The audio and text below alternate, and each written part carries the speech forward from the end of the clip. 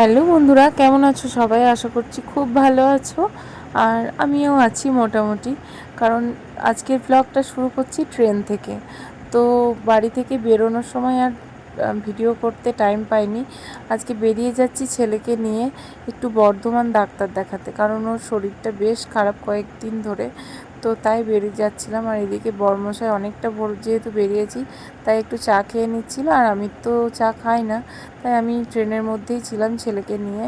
আর চারিদিকটা দেখো, এখনও পর্যন্ত অন্ধকার, এখনও সকালই হয়নি।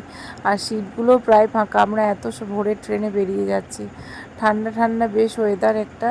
তো এই যে বলতে বলতে ট্রেন প্রায় ছেড়েই দিয়েছে। আর মানে এখানে ছেলের এনার্জিটা দেখো, কেউ বলবে যে ও এই মাত্র ঘুম থেকে উঠে এসছে। ওকে দেখে মানে বোঝার কোনো বালাই নেই। তো যাই হোক, এই যে দেখো চারিদিকটা বেশ অন্ধকার এখনও পর্যন্ত, হালকা ভোরের আলোটা ফুটছে এবার। তো যাই হোক, এবার বাবুকে বলছি যে ঘুমা বাবু, তো কোনো মতেই কথা শুনছে না। ও তো সেই দেখতে দেখতে যাচ্ছে চারিদিকটা। আর বেশ ভালোও লাগে ট্রেন থেকে এরকম দৃশ্য দেখতে। তারপর যে কখন ঘুমিয়ে গেছে বলতে বলতে বুঝতেই পারিনি। আর এদিকে আমিও একটু চোখটা লেগে এসেছিলো, উঠে দেখছি সকাল হয়ে গেছে। আর এখানে এই যে চারিদিকটা এখনও কুয়াশা, হালকা আবছা আবছা দেখা যাচ্ছে সব কিছু। তো চলো, যে উদ্দেশ্যে বেরিয়ে যাচ্ছি, ঠাকুর ঠাকুর করে সমস্তটা পূর্ণ হলে হয় ওখানে পৌঁছাই, তারপর আবার কথা বলছি। তো এই যে চলে এসেছি একদম ডাক্তারবাবু চেম্বারের ভিতরে। আর এসে বসে আছি, নাম এন্ট্রিও হয়ে গেছে। এবার ডাক্তারবাবু মানে ডাকলে তবে আমরা যাব। তো চলো, এখানে অনেক মানুষজন আছে, ওরাও মানে প্রায় বাচ্চার দেখছি এখন এসে, সমস্ত বাচ্চার শরীর খারাপ, মানে ঠান্ডা জ্বর এরকম লেগেই আছে।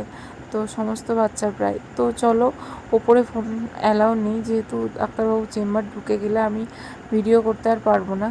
তাই এখান থেকেই তোমাদেরকে জানিয়ে দিচ্ছি যে কি জানালো না জানালো, তোমাদেরকে চেম্বার থেকে বেরিয়ে এসে সমস্তটা ডিটেলসে বলবো যে ছেলের কি হয়েছে আদে, কি বললো ডাক্তারবাবু।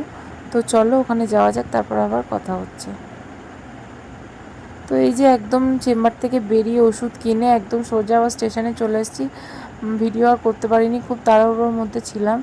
তো ডাক্তারবাবু কয়েকদিনের ওষুধ দিয়েছে, বলেছে ঠিক হয়ে যাবে। ও ঠান্ডা আর একটু পায়খানা হচ্ছে, তো সে কারণের জন্য দেখাতে গেছিলাম। তারপর এই যে সোজা ট্রেনে উঠে পড়েছি।